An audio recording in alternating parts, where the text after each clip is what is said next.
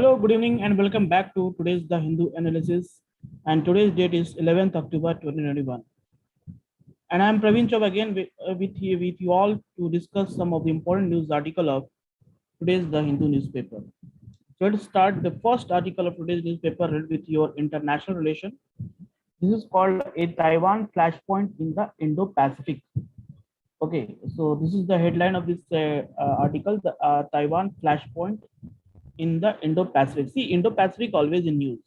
So that's why you focus on this area because of ongoing tension between US and China. And China's policy on Indo-Pacific region is increasing. Okay, so under Belt and Road Initiative. That's why Indo-Pacific play a very important role. So in pursuing the Indo-Pacific strategy, India needs to be mindful of the China-US equation in the region. Okay, so Indo-Pacific strategy, India needs to be mindful of the China-US equation in the region. So what this article talks about? This article talks about the three important countries, okay, along with Taiwan. Okay, how Taiwan politics will be influenced Indo-Pacific region also, and also the South China Sea.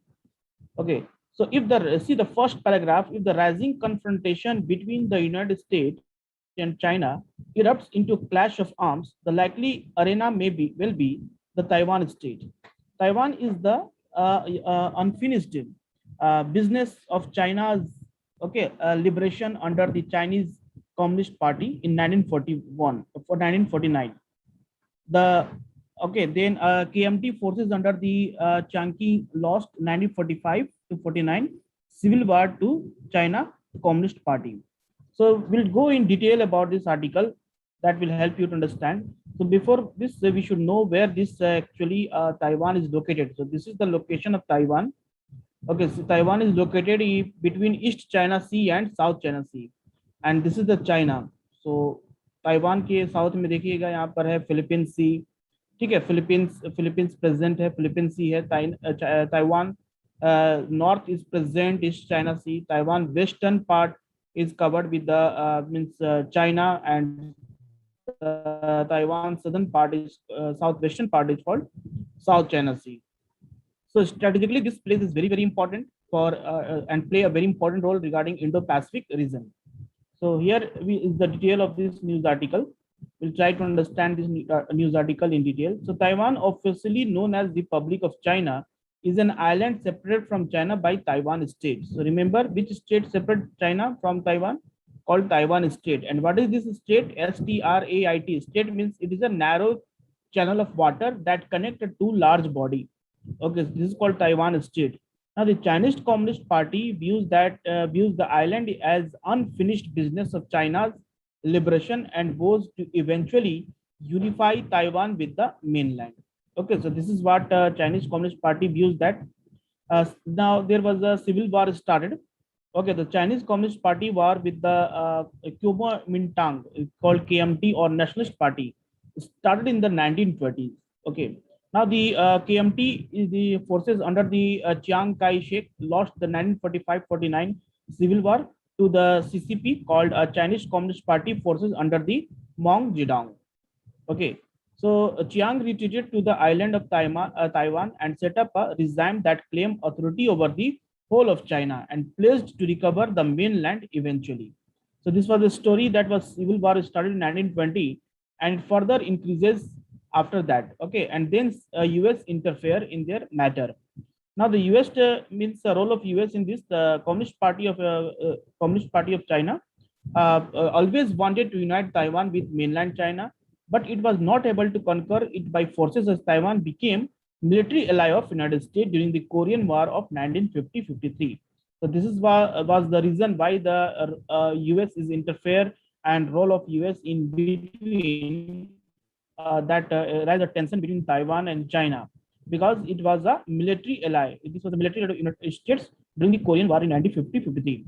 So this support to a large extent came to an end when US recognized the People's Republic of China as the legitimate government of China in 1979, ending its official relationship with Taiwan and abrogating its mutual defense treaty with the island. So after that, a problem started with the Taiwan when the US withdrew from their all these things. Now, strategic ambiguity क्या है? It is the practice by the government of being intensely ambiguous on certain aspect of its foreign policy. How to help the USA? The US has declared that it will maintain the ability to come to Taiwan defense while not committing itself to do so. So strategic ambiguity allows the United States to hide its cards in the various scenarios that may arise in the cross-state relationship. So it is the practice by the government being intensely ambiguous on certain aspects of its foreign policy. Now, how this USA helped all these things. The US had declared that it will maintain the ability to come out to Taiwan's defense while not committing itself to do so. Strategic ambiguity allows the United States to hide its card in the various scenarios that may arise in the cross-state relationship. Okay. Now, next important thing is here. Beijing will think twice about harming Taiwan. Why Beijing will think twice for harming Taiwan? Because it does not know for certain how the United States will respond and what to what degree. Okay, so it is very difficult that if China is means any type of problem, if they are giving to Taiwan, then what will be the reaction of USA? Nobody will know, and maybe the reaction will be very different. So this essentially act as a deterrence. Okay, it acts as a deterrence, and at the same time maintains a carefully orchestrated balance of power by restricting all relevant parties from escalating the situation. So this is a situation, we can say this is the one of, we can say, deterrence that protect the Taiwan from China for if China's actions, China's any harsh action, because China have a fear in their mind that if they will provide any harm to Taiwan, then US will be interfere, and that interference will be not good for China. Now, China also a policy with strategic ambiguity, a refusal to renounce the use of force against the Taiwan, but retain the right to use force to achieve the objective. This is its own version of strategically ambiguity. Okay, so what is the carrot and stick policy of China? So China had promised to introduce a one country, two systems. Okay, China has introduced the promise called one country, two systems in Taiwan, which was first applied to Hong Kong after its reversion to Chinese sovereignty in 1997. Okay, so China had promised to introduce the one country, two systems in Taiwan, which has first applied to Hong Kong after its reversion of to Chinese sovereignty in 1997. Now, Hong Kong can have different economic and political systems from that mainland of China, while being the part of People's Republic of China. Okay, now further here in detail, we'll discuss. Okay, the China promised to honor Hong Kong's liberal policies, system of governance, independent judiciary, and individual freedoms for a period of 50 years from 1997. The same was promised to Taiwan, but with the added assurance that it could also retain its armed forces during the transition period. Now, what are the economic links are here? In 1979, Deng Xiaoping announced that open door policy. Okay, so it was in time 1979 when an open door policy was announced. Now, open door policy adopted the stance of to achieve economic growth through the active introduction of foreign capital and technology while maintaining its commitment to socialism. Okay, so open door policy means what? It basically meaning is adopted a stance of achieve economic growth through active introduction of foreign capital. Economic growth through active introduction of foreign capital and technology while maintaining its commitment to socialism. So after this policy was introduced, Taiwan business entities have invested heavily in mainland China, and two economies have become increasingly integrated. Okay, so between 1991 and 2020, the stock of Taiwanese capital invested in China reached US 188.5 billion US dollar bilateral trade in 2019 and 150 billion dollar in about 15% Taiwan's GDP. By contrast, the stock of Chinese capital invested in Taiwan is barely US 2.4 billion, although investment through Hong Kong may be considerable. So this article is very clearly mentioned that Taiwan and US both are very close to each other because of they are having a very good trade relation among them. 2019 was the year when Taiwan have done a trade of 188.5 billion dollar US. This was the trade that is started. Okay, that was started. And this is also a year when US also doing a lot of investment along with the China. So we can say that economic link is somewhere very important here, point of concern for China. And we know that whatever the China's foreign policy, all under where foreign policy, where one road, one belt initiative, okay, where economic is the more important concern regarding for China to interfere in any of the matter. Okay, so this article is important because of US, China, and Taiwan, and Indo-Pacific region where India also have a lot of interest. Now, another important news article related is stubble burning. Stubble burning is a biodecomposer solution to be sprayed on city farmlands from today. A biodecomposer solutions. So, Delhi government will start its campaign to use the biodecomposer solution on farmlands under its winter action plan. Now, winter started whenever winter started, the problem of stubble burning further increases in NCR regions, and because of this, we see a deep, very a dense fog. Now, details. The solution has been given free of cost to farmers who will spray it over 4,000 acres. It is a move to provide an alternative to stubble burning and combat air pollution. Okay, so this is a one important to provide alternative to stubble burning, combat air pollution. Now, what is a biodecomposer? So, Pusa biodecomposer is a mix of 7 fungi that produce enzymes to digest cellulose, lignin, and pectin in a paddy straw. Lignin and pectin in a paddy straw. The fungi thrive to 30 to 32 degrees Celsius, which is the temperature prevailing when paddy is harvested and wheat is sown.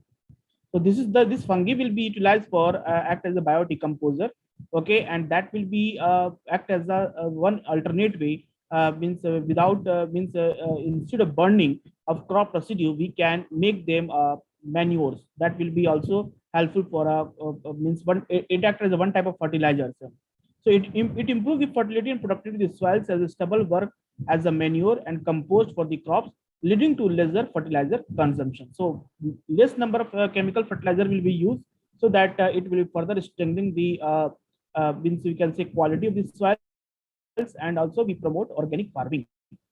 The stubble burning is the burning of rice straw by farmer to clear field for sowing. The paddy residue is not used as a fodder as it is unfit, and hence farmer burn both the paddy stalk and straw close to autumn every year, which is a key contributing factor of pollution causing breathing problem in the northern regions. So paddy is a what? Paddy is a kharif crop. Okay, we can say it's called monsoon crop. In Punjab and Haryana, the harvesting of paddy crop is usually done between the first week of October till October end.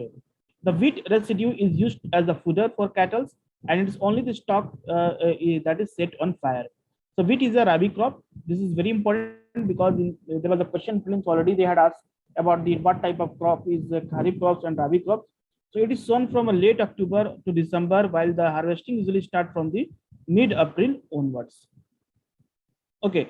Now, other measures taken to tackle the menace are what are the states have put it effort towards raising the awareness of the ill effect of stubble burning.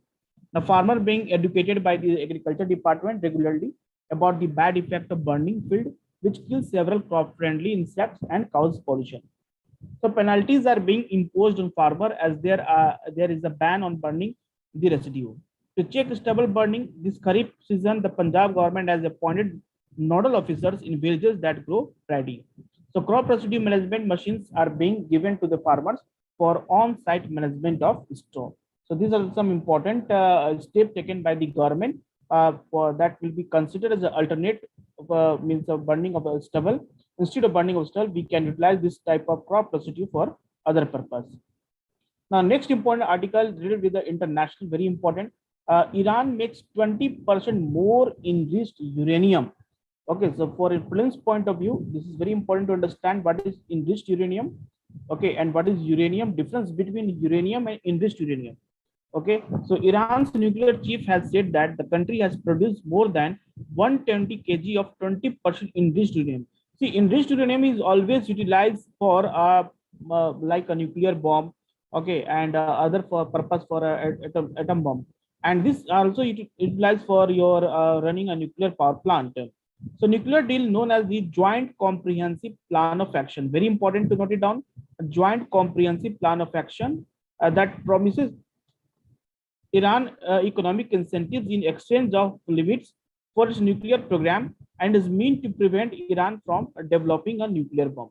So joint comprehensive plan of action, what this plan and what this plan said that under the term the nuclear deal, the Iran was prohibited from enriching uranium above 3.67%, with exception of its research reactor activity. So under joint comprehensive plan of action, it is said that Iran will not enrich uranium more than 3.67%.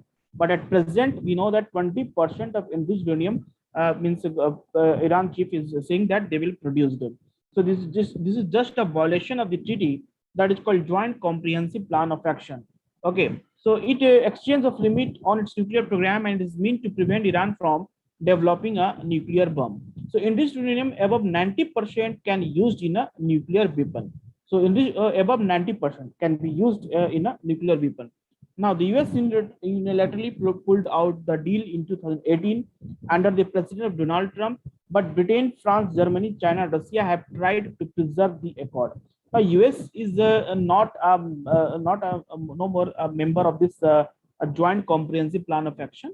Okay, but Britain, France, Germany, Russia, and China still follow this accord where they prohibit the Iran for increasing their enrichment more than 3.67%.